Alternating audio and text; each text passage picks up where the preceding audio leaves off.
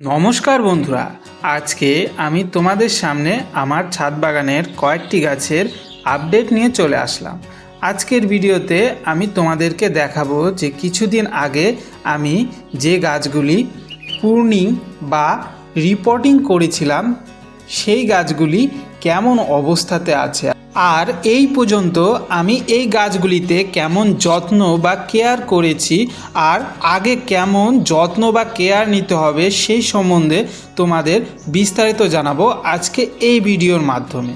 তো বন্ধুরা, টিজি green garden YouTube চ্যানেলে তোমাদের সবাইকে স্বাগত। তোমরা যদি এখনও আমার এই ইউটিউব চ্যানেলটি সাবস্ক্রাইব না করে থাকো তবে অবশ্যই আমার এই চ্যানেলটি সাবস্ক্রাইব করে নিও। আজকে আমি তোমাদেরকে দেখাবো যে আমার ছাদে পট বা বালতিতে করা যে বন্ধুরা এই যে একরকম আর এর পাশে এই যে আরেক রকম, এই দু রকমের যে বেদানা বা ডালিম গাছ ও এর পাশাপাশি যে কমলা লেবু গাছ আছে সেই গাছগুলি আগে প্রুনিং করেছিলাম, সেই গাছগুলি এখন কেমন আছে বন্ধুরা সেই বিষয়ে তোমাদেরকে দেখাবো। তোমরা ভিডিওতে দেখতে পাচ্ছ এটি আমার হাতে করা সুন্দর একটি বেদানা গাছ। এমন বন্ধুরা আরেকটি বেদানা গাছ আছে, এই যে এই গাছটি। এই গাছগুলিতে গত বছর বন্ধুরা এমন সুন্দর ফল এসেছিল, তোমরা দেখতেই পাচ্ছ যে ভিডিওতে কি সুন্দর, সে বেদানায় হোক কিংবা কমলা লেবুই হোক। দেখতেই পাচ্ছ আমার ছোট বালতিতে বা টবের মধ্যে যে গাছগুলি আছে সেই গাছগুলিতে কি সুন্দর ফল এসেছিল। আর এই পটগুলিতে মানে গাছগুলি বড় হওয়ায় এই পটগুলিতে মাটি কমে যায়, সেই জন্য এই গাছগুলিকে আমার এই বছর প্রুনিং ও নতুন করে আবার রিপোর্টিং করতে হয় নতুন বালতিতে। এত সুন্দর সব ফল আসা গাছকে আমি নতুন করে যত্নের সাথে রিপোর্টিং করি বন্ধুরা।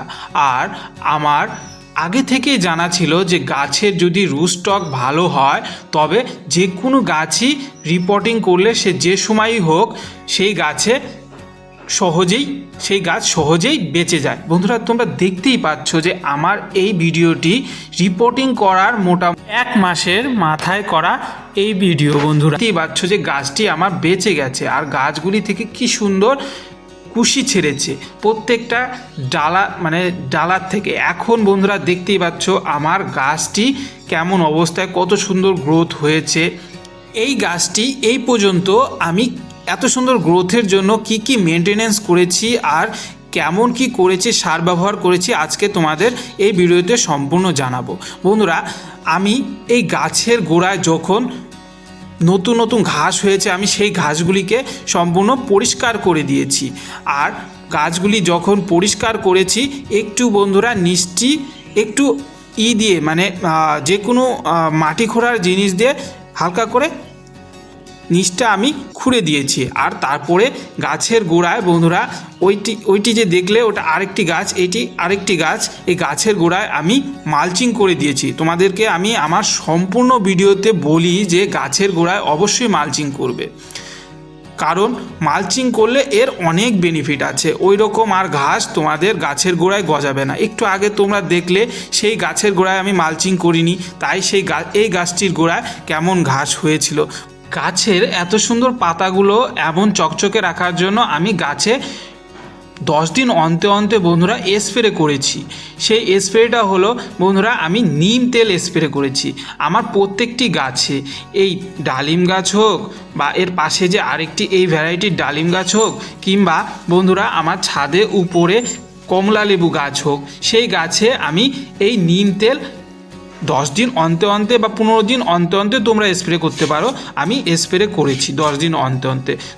এই যে এই নিম তেলটা আমি স্প্রে করেছি, তোমরা দোকান থেকে যে কোনো নিম তেল নিয়ে প্রতি লিটারে 2 ml করে ব্যবহার করে গুলিয়ে এই গাছে ভালো করে স্প্রে করে নিতে পারো। তুমি যে কোনো গাছে স্প্রে করতে পারো, এতে তোমাদের গাছে কোনো রকম রোগ তোমাদের গাছে লাগবে না। আর বন্ধুরা তোমরা গাছের গোড়ায় জল দিবে কিভাবে, তোমরা দেখতে পাচ্ছ আমার গাছের গোড়া ঠিক কি সুন্দর, মানে মনে হচ্ছে হালকা হালকা ভেজা আছে। এই রকম থাকলে বন্ধুরা তোমরা জল দিবে না।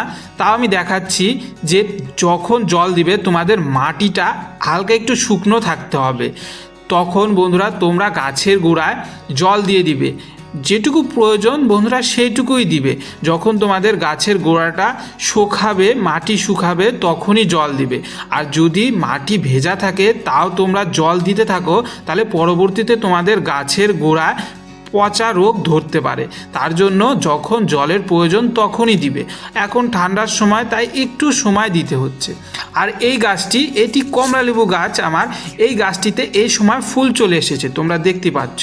এটিতে যত্ন খুবই সামান্য নিতে হবে, নয়তো বন্ধুরা এই যে আমার নতুন নতুন কুশি বেরিয়েছে, এর বদলে বেশি পরিমাণে কুশি বেরোবে, ফুল বেরোবেই না।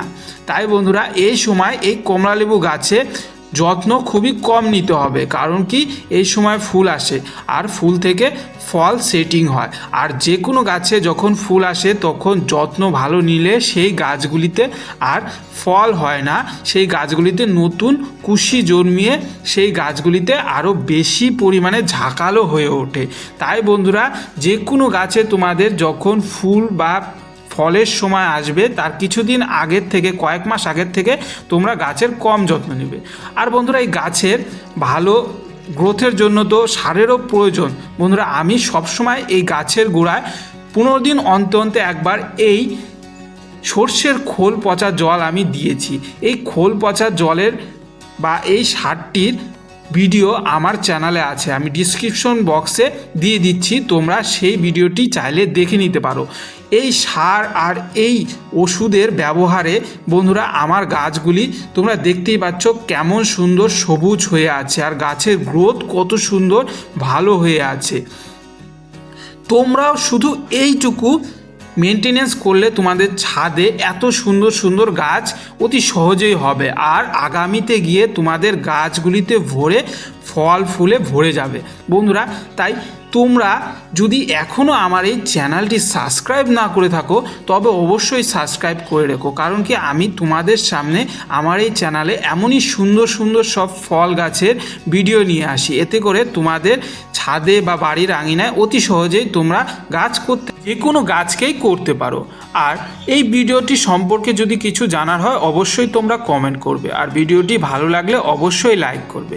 ভিডিওটি সম্পূর্ণ দেখার জন্য ধন্যবাদ। তোমরা সুস্থ থেকো, ভালো থেকো।